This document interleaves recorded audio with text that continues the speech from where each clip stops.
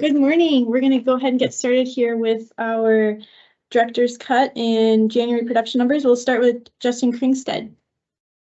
Well, good morning, everyone. Justin Kringstad, Director of the North Dakota Pipeline Authority.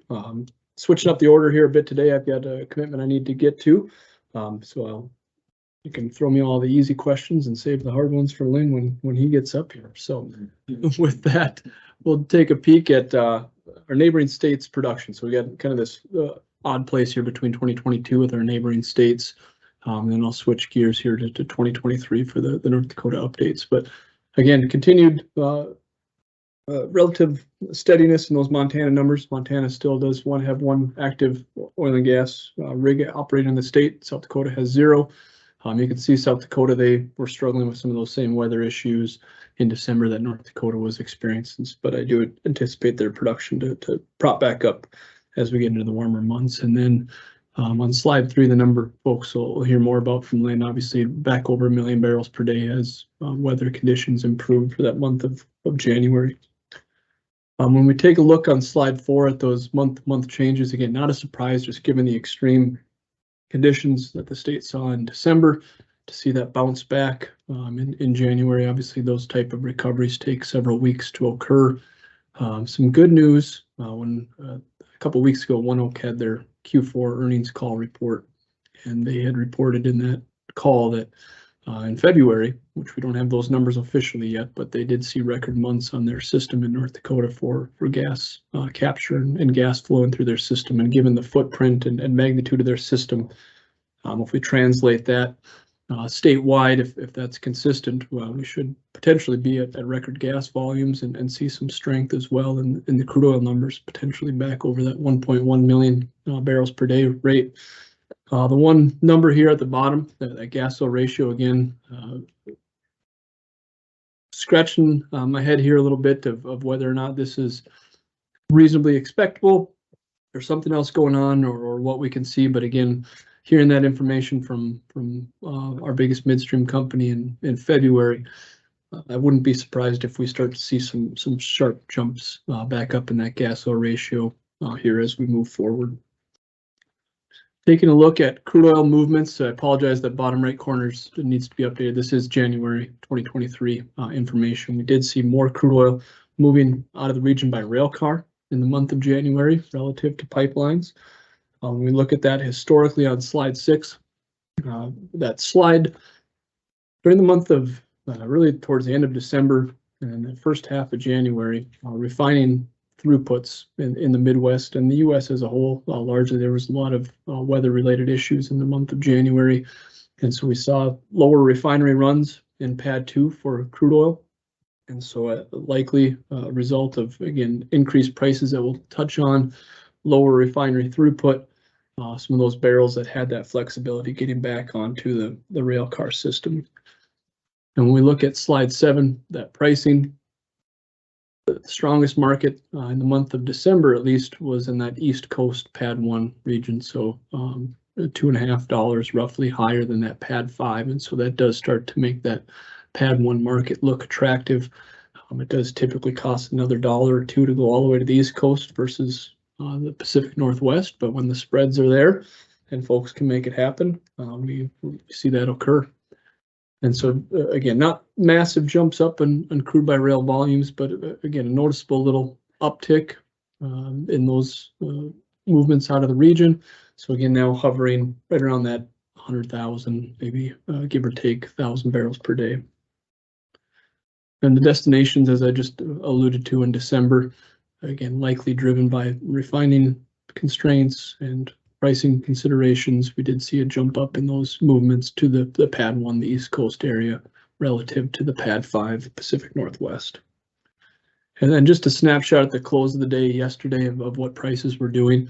We saw some weakness again this morning with some more issues in the financial sector. But at the close of the day yesterday, $6 spread between Brent WTI, and then still relatively strong pricing at that Clearbrook and Gulf Coast markets, which again are our two primary destinations, either on the Enbridge system to the Great Lakes through Clearbrook, or the DAPL connection down to that Gulf Coast market for consumption or export. Not a whole lot of news on slide 11, really consistent numbers on those movements between Canada. And then when we look at gas capture, again, increasing by another % between December and January. So again, very, very positive news on the gas capture front. Historically, we've continued on this real strong trend now for well over a year or two. And I anticipate that we're going to continue to see this strength and possibly even increasing that further than what we've seen here in the years ahead. Positive news in January, again, given all the weather-related issues, to see more wells being connected to gas gathering than new wells producing natural gas. So that is certainly a positive for the state and keeping pace with those goals. The EIA, this is just an update for folks on where they're at on oil price outlook. So they are anticipating some weakness here over the next couple of years as we head into the late 24 timeframe. I want to say exiting 24 right around $69 per barrel in their model. Gas capture as it relates to gas processing still looks very strong. Again, the understanding being though that additional systems are going to need to be developed, and folks are aggressively looking at that and gauging the appropriate scales and timeframes for those next sets of solutions here in the basin. Not a whole lot to talk about on the natural gas front. I'll have you jump to slide 18 there. Again, as we would have expected, just continued increase in our market share on the Northern Border Pipeline system, now hovering upper 70s, even going above 80% market share on that system. As a result of that, the BTU numbers, because we have a higher, richer gas quality here in North Dakota relative to those Canadians. So as that balance continues to shift, I'm not surprised to continue to see that BTU level exiting North Dakota continue to increase. So again, we'll keep an eye on that, and if things continue to change or new issues arise, I'll certainly keep this group and those interested informed on what's happening. In January, no major upsets on the pipeline systems as we go into February. There was one upset at the St. Anthony compressor station south of Mandan, North Dakota. That was, again, relatively short, but it did reduce capacity by a couple 100 million cubic feet per day. So we'll keep that in mind as we look at the February numbers next month. So with that, that is all I have formally prepared, but I'd be glad to answer any questions. There's only one lot. I have a couple, but you said it was an unplanned outage. What caused it? You know? It was at their compressor station. I don't know. So the question, if you couldn't hear it online, was that St. Anthony compressor system outage. The exact cause, I don't have any details surrounding what specifically on their equipment had an issue, but it was resolved fairly quickly. Have they been subject to power outages because of the bad weather? Not to my understanding. So the question was about power outages. I have not heard that, at least in recent months, be a major issue. During some of the other storm events, that could become problematic. Typically, those gas pipeline systems are either solely powered by the natural gas traveling through as their fuel source.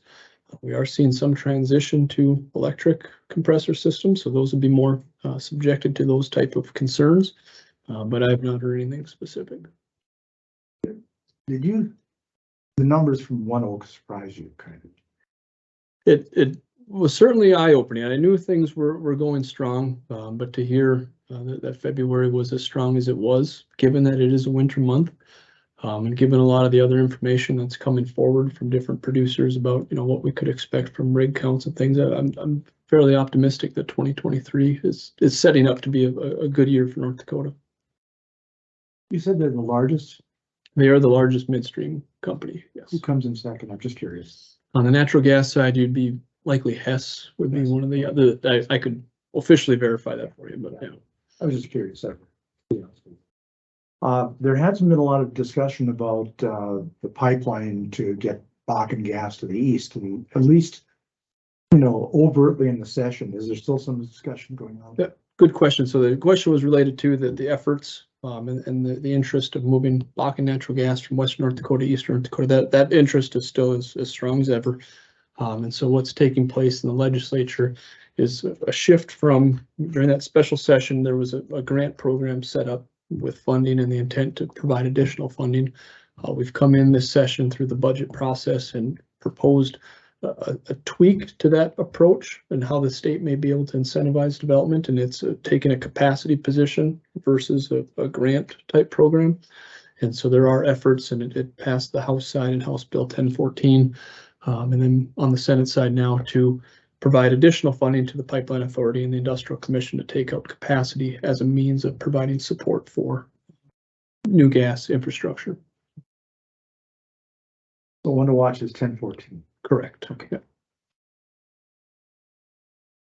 Any other questions? That's what I have. Okay, Right. great. Well, thank you, everyone. Oh, does the Pipeline Authority have any interaction with Summit Carbon Solutions? Have you been working with them at all, or So do you have anything concerning them? So the question was about Summit Carbon Solutions. So very early on, obviously they keep me updated with progress, but as far as the type of system, certainly different than my traditional work and support is on, modeling needs and I was curious Yeah. because they have to go through PSC for siting, but there's some things they have to do in the Industrial Commission as well. good. Right, Lynn on the sequestration side would, yeah. Okay, thanks. Okay. Thank you.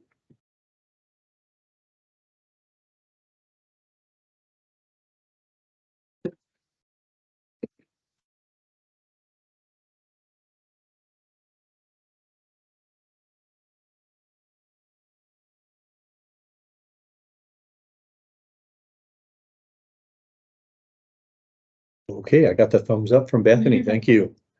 Thanks everyone for tuning in or attending our March Director's Cut. We are talking about January oil and gas production numbers, and January was a very good month, about a 6% increase in oil production. We all know what happened in December. It was weather related with severe winter weather and extreme cold. That went away about the second week of January and the last half of January and most of February, pretty good weather. So we had, like I said, about a 6% increase in oil production, a little bit higher increase in gas production. So you heard Justin talk about gas oil ratio. Keep an eye on that. Looking forward into February, the gas numbers look very strong. And so we're expecting February production to see another major increase. Unfortunately, with the weather last week and with what's coming this week, March looks like it could be a bit of a struggle. It looks comparable to last August and to January though, so above 1 million barrels a day. But we are seeing impacts from difficult transportation for crude oil. Still a significant amount of crude oil is trucked from well sites to pipeline to the pipeline transportation system, and so that causes some problems. So along with the cold weather, some difficulties there. But gas oil ratio appears like it may be back on the increase, and we'll keep an eye on that. Permitting very steady, rig count very steady. The well count and completions, good news, really good news in the inactive well, moving from December to January, but one would expect that with the moderating weather.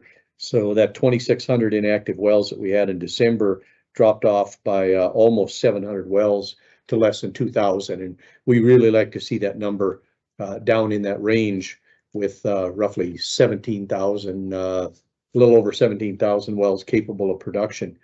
Other than that, really some interesting stuff in the U.S. natural gas market. Natural gas storage around the United States is 22% above the 5-year average. And so natural gas prices are really in the tank. We're down in the range that we saw around the pandemic. In fact, we're at levels, the lowest levels since the pandemic. And that puts a lot of stress on the system. You heard Justin talk about high numbers in terms of North Dakota utilization on northern border, high numbers in terms of BTU count. And then you couple that with low natural gas prices and a little bit of concern in the crude oil prices, and it's very difficult to make progress on gas capture.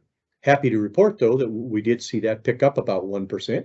So we're at 95% gas capture in January, and it looked like that should have held in February, and certainly is holding strong. So operators are really, biting the bullet and working hard to maximize gas capture.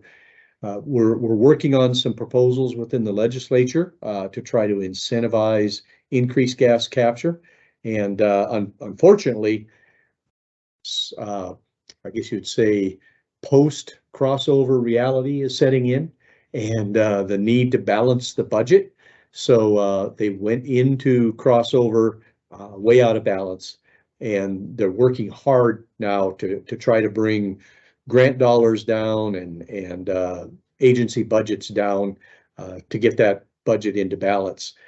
So we're going to see a lot of the legislation differ as it moved from house to house or across the hallway at crossover.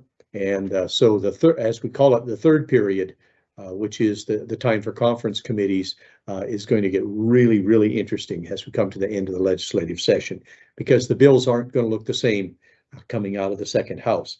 So the incentive that we have in for gas capture and utilization, we're working hard to keep that alive.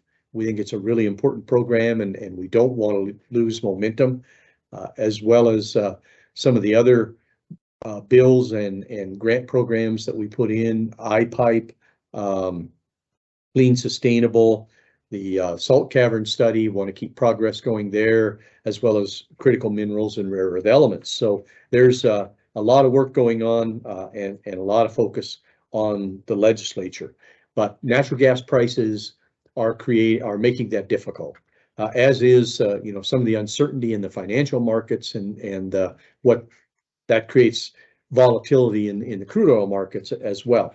So happy to report, though, that between yesterday and today, we jumped back up to 45 drilling rigs, and we are seeing some of our large operators looking at production growth in 2023.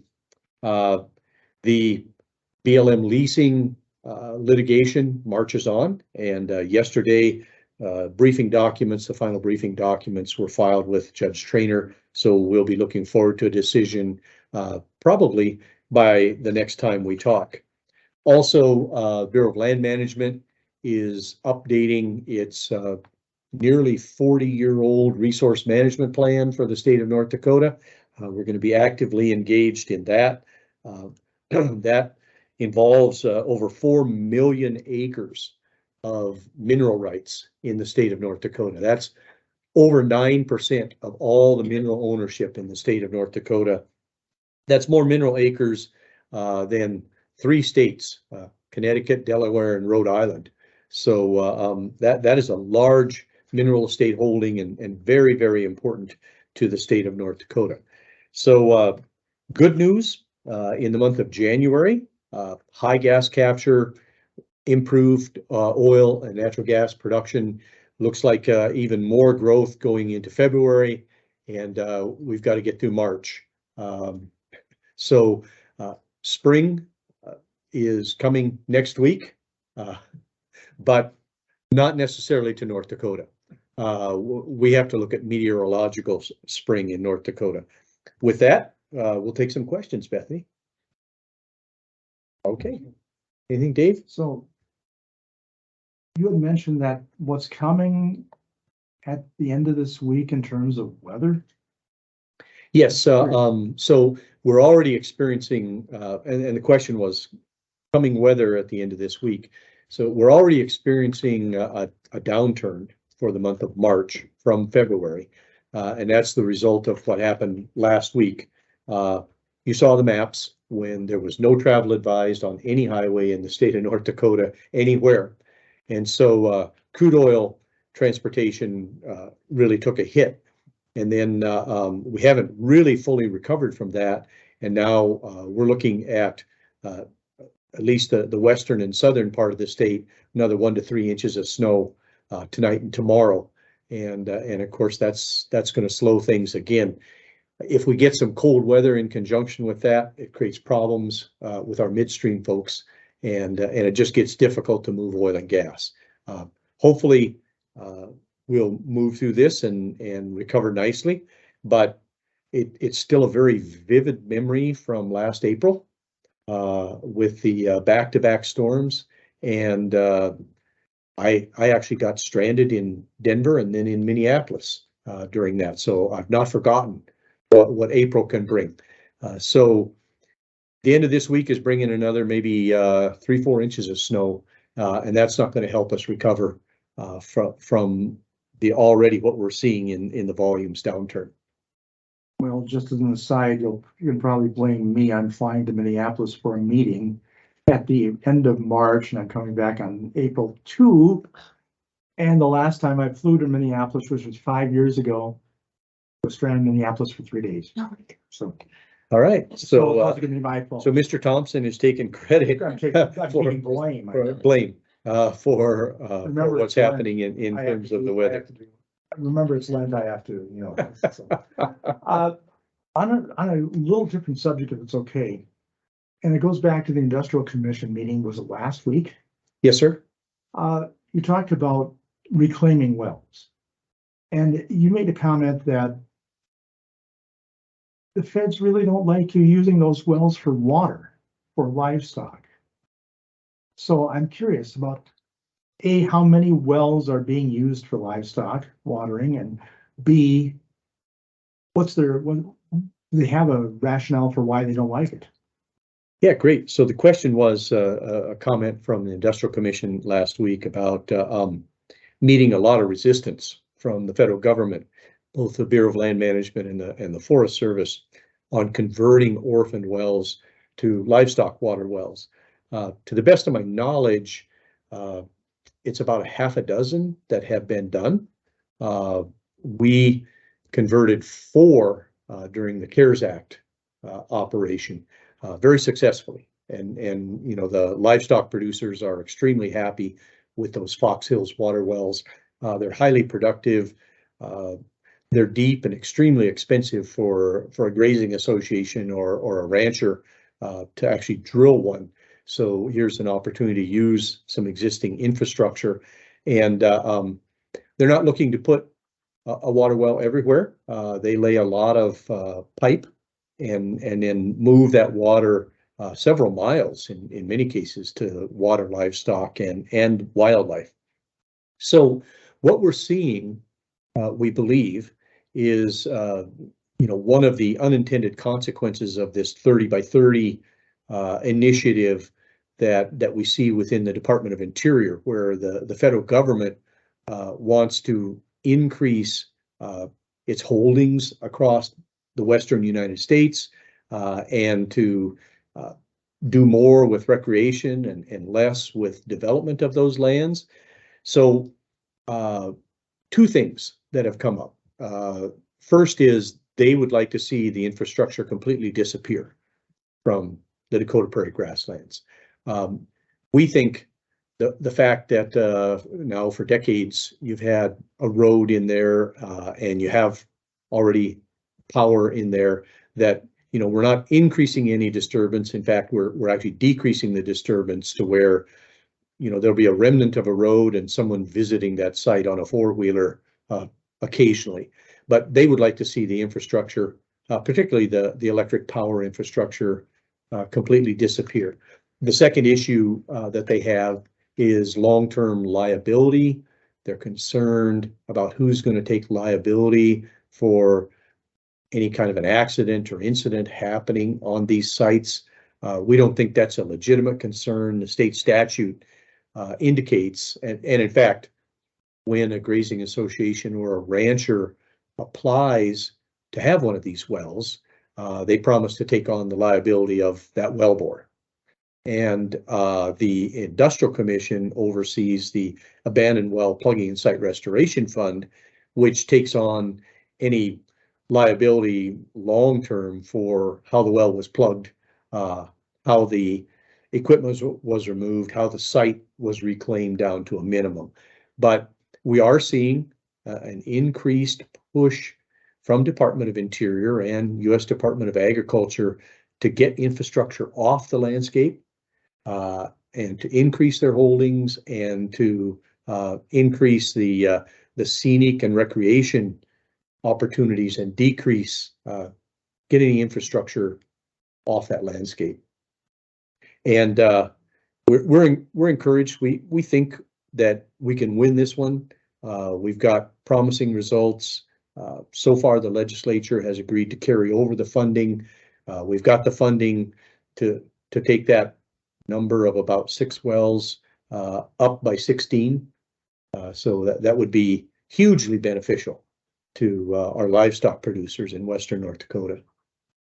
And those are the numbers that you had at the industrial commission. That's correct. Mm-hmm. And was it that one cluster of abandoned or orphaned wells? Or was it a couple? It is a single cluster dealt with in the order, but they are scattered all the way from McKenzie County down to southern Billings County. So they're scattered across the landscape, but it's a cluster of 16 wells that we're really working hard on. And we need to have another meeting with Bureau of Land Management and U.S. Forest Service. We were waiting until we were sure that the legislature was going to carry those funds over and not use them for something else. The funds you're talking about are the CARES Act that wasn't spent? Or? This is ARPA money that was not spent. Mm-hmm. And we have until December 31st of 2026 to spend that money. So we have plenty of time to work these issues out and to deal with it. But when you're dealing with the solicitor's office at Department of Interior and Department of Agriculture in Washington, D.C., worrying about the liability issue, it takes a very long time, a lot of patience. So can I ask, how many wells have been reclaimed? Not just the ones used for water well, but how many wells have you reclaimed so far? So we've actually reclaimed 130 wells. And we're in the process of plugging and reclaiming another 93. Up until the storms going into last weekend, we were already 10 wells into the initial grant plugging operation that's going to plug 93 wells this year. And along with those 93, we plan to reclaim another roughly 150 well sites. So the beneficial use of these CARES Act and ARPA dollars and initial grant funds from the IIJA is really remarkable. And of course, we did all that work 2 years ago. Now it'll go into the 3rd year. The results are looking good, but we monitor those well sites too, those reclaimed sites, and we don't release them until we're happy with the vegetation and the crop growth.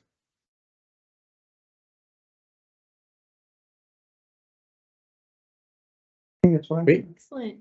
Well, I don't have any other questions for you, Lynn. Thank you all for joining us today. Thanks, everyone.